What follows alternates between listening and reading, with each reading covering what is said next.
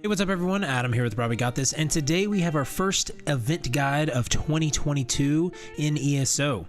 If you aren't familiar with the events, ZeniMax does in-game events every month or so each year that allows players to earn rewards, usually cool cosmetics, double experience sometimes, and bonus rewards in various events. These have included free mounts, pets, skins, and houses in the past. This year, we are kicking off the event cycle with a bang with the Daedric War Celebration event. This event I am especially excited for because it brings together two of the three of my favorite zones in the game.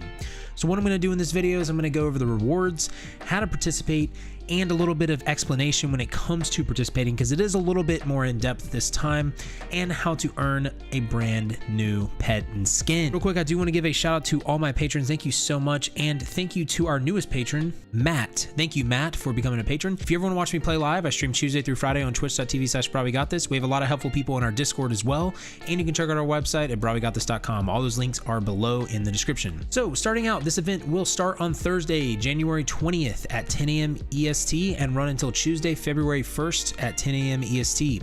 In order to participate, you will need access to the Morrowind Chapter DLC, Somerset Chapter DLC, or Clockwork City Chapter DLC. The great thing is the Morrowind Chapter is a part of the base game, which is really nice. And if you have ESO Plus, you will have access to all of this, which is amazing. You will need to pick up the introductory quest to start this event. It is called Guidance for Guides, and it's going to be in the Crown Store. It is for free, but normally they have like quest starters right here or holiday event tabs. All you gotta do is double click on it, start the quest, or you can go to Kalanir, an NPC that is found at the Empress Aria tents.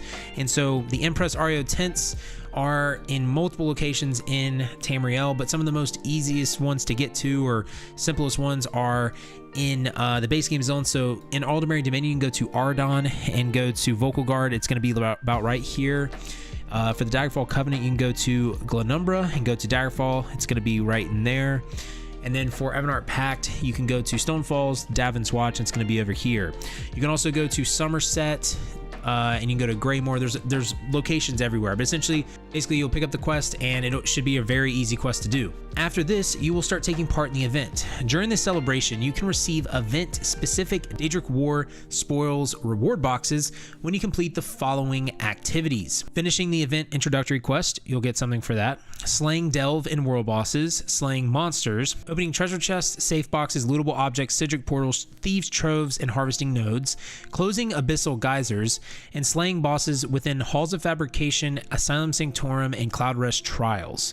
When you earn these and open them, you will have the chance to receive these items. You can get the new Evergloam Champion Weapon Style pages. You can get the new Gloam Griffin Fledgling Pet Room Box. You can get crafting materials. You can get style items for styles found in Vardenfell, Clockwork City, Somerset zones. You can get overland set items. You can get valuables that you can sell for gold, so like treasures and stuff. You can get treasure maps for Vardenfell, Clockwork City, and Somerset zones. You can get transmutation crystals, motif chapters for styles found in Vardenfell, Clockwork City, and Somerset. So those motifs are, for Somerset, it's Sapiarch. For Clockwork City, you can get like Ebon Shadow and Apostle. Vardenfell ones, I cannot remember. I think it's Ashlander and Buoyant Armiger, but I'm pretty sure Buoyant Armiger is only able to be gotten through like opening chests. But those are some of the motifs you can get.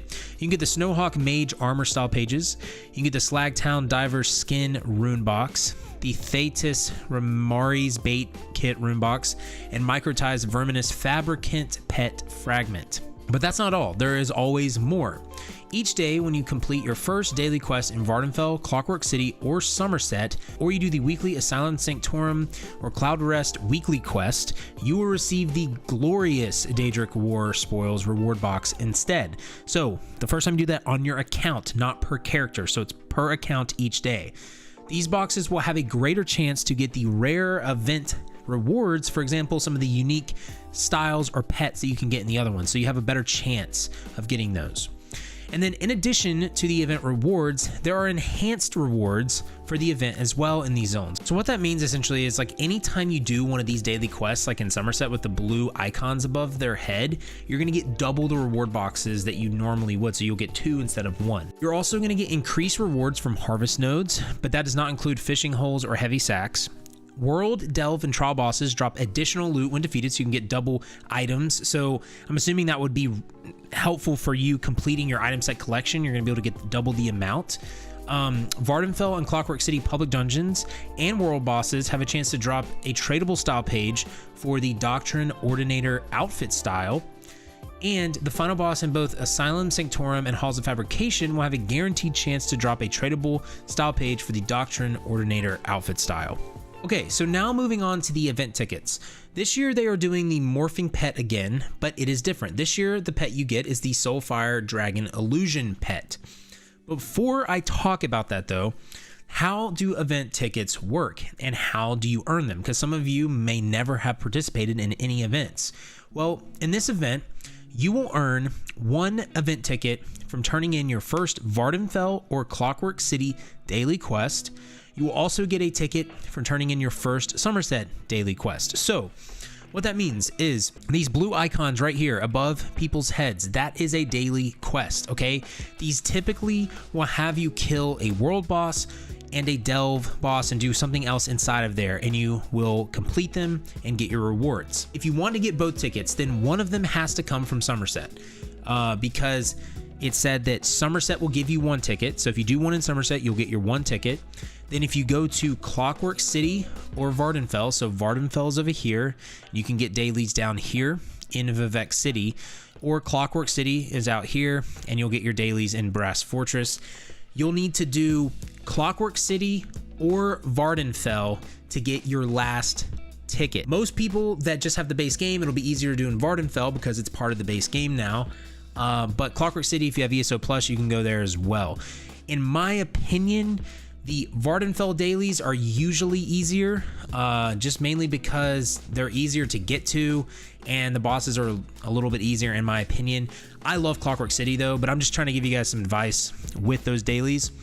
So that's how you get the event tickets. You have to do one daily in Somerset, and then you have to either do Clockwork City or Vardenfell and do one daily in one of those zones. You can only get 2 tickets per day on your account. You can't do this multiple times on characters. The other cool thing about daily quests are shareable, okay? As long as the person has the introductory quest that they need, or if there's any prerequisites, which there are when it comes to these dailies. But if you want to share a daily quest, you just got to go to your journal, go to the quest, and then you press F to share, okay? So you could do 6 World Boss dailies in Somerset and 6 Delve dailies as well. That's 12 dailies on one character if you want to. What this means is if you do your 2 event tickets every day of the event, you can earn 26 event tickets each. Also, a tip you want to know is make sure that you do not have full event tickets in your currency tabs. Right now I have 6 of 12. If you have 12 of 12, then when you turn in an event quest or a daily quest, you will lose that event ticket for the day. So do not do this. I'm telling you, it's important, okay? So now I want to move on to a few more things about the daily quests. This batch of daily quests, there are some of them that have prerequisite quests you need to do before you can unlock them, okay? So for Morrowind, if you want to do the Morrowind Ashlander dailies, okay, you need to first complete the Ancestral Ties questline in Aldaroon. Aldaroon is right here, okay? There will be 2 dailies that you can get in this area, and the other 2 dailies are down here. But if you want these Ashlander ones, you have to do the quest that's tied to this. Also, some prerequisites is you need to complete the Clockwork City's Zone Story Quest Lost in the Gloam to unlock the Black Feather Court dailies in Clockwork City. So Lost in the Gloam, if you look at the Zone story quest here, Lost in the Gloam is the 5th story quest in the Clockwork City Zone quest line. So once you get to that point, you can get the Black Feather Court dailies. Now, in order to unlock the Delve quests in Clockwork City, because in Clockwork City there are 2 potential world boss quests, one here, one here.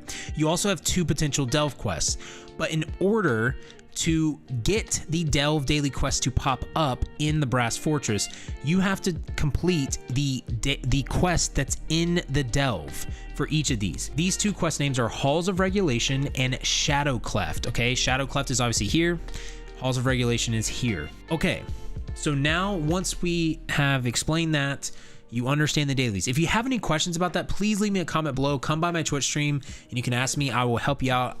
I do a lot of dailies a lot of the times, and so I can try to help you out with those questions. So once you have your tickets, you're going to want to spin them, and the Impresario will have the 3 Soulfire Dragon Illusion Pet Fragments.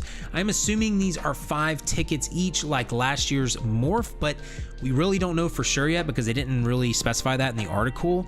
But essentially how it works is, and by the way, I'm going to be making a guide on this later that you can have more in depth, but you'll need to get 3 fragments of the pet to get the full pet. So there's 3 total fragments. Once you have the pet, you can work your way to start morphing that pet into the skin. But what you'll do is you'll use those fragments to get the pet, and then once you have that, you'll start to buy fragments for whatever the morph is of the quarter. So right now that morph is the Akatosh skin. However, there's only one of the 3 fragments for the Akatosh skin available. The other 2 fragments will be in later events, but these fragments will cost 10 event tickets each. So in order to get the pet and then morph it into the skin, you're going to need a total of 45 event tickets. That is the basic rundown of how the event tickets and morphing works in this game and in this event. Other things that the Impresario will be selling are the Evergloam Champion Weapon Style pages, Gloam Griffin Fledgling Pet, and Group Repair Kits. However, remember that the style pages and the pet that you buy from the Impresario is not tradable. You can also buy event tickets for 250 crowns each from the Crown store. But that's going to wrap up the video. If you did like this, make sure to like, subscribe, heavy attack that bell icon to stay up to date on all the content in the channel. And again, I will have a more in-depth pet morphing guide out very, very soon. But until next time, y'all, thank you so much for being here. Just remember, have faith, be great, and I'll see you on ESO.